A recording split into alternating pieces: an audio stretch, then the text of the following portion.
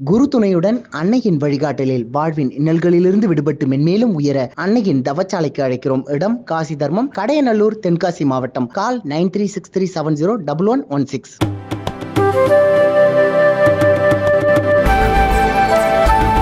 மேற்கு வங்க ராஜ்பவனுக்கு செல்ல பெண்களுக்கு அச்சமாக இருக்கிறது என்று அம்மாநில முதல்வர் மமதா பானர்ஜி கூறிய கருத்துக்கு அம்மாநில ஆளுநர் ஆனந்த் போஸ் தரப்பில் பதிலடி கொடுக்கப்பட்டுள்ளது.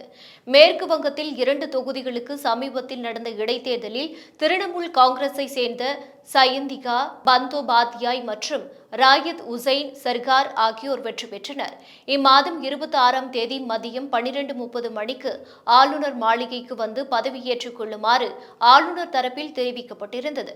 ஆனால் அந்த 2 எம்எல்ஏக்களும் அன்றைய தினம் செல்லவில்லை. மாறாக தங்களுக்கு சட்டப்பேரவையில் பதவி பிரமாணம் செய்து வைக்க கோரி இருவரும் வலியுறுத்தி ஆளுநருக்கு கடிதம் அனுப்பினர். ஆனால் அவசர வேளையாக ஆளுநர் போஸ் டெல்லி சென்றதால் பதவி பிரமாணம் தள்ளி போனது.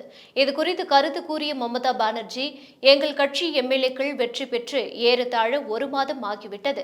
அவர்களால் இன்னும் பதவியேற்க முடியவில்லை. அவர்களை பதவியேற்க விடாமல் ஆளுநர் தடுக்கிறார். பதவி பிரமாணத்திற்காக எல்லோரும் ஏன் ஆளுநர் மாளிகைக்கு செல்ல வேண்டும்? சட்டசபைக்கு கவர்னர் வரலாம்.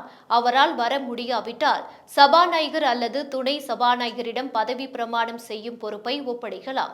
சமீபத்தில் ஆளுநர் மாளிகையில் நடந்த சம்பவங்களால் அங்கு செல்ல பயப்படுவதாக பெண்கள் என்னிடம் தெரிவித்தார்கள் என்றார். இந்த கருத்துக்கு ஆளுநர் மாளிகை கண்டனம் தெரிவித்துள்ளது.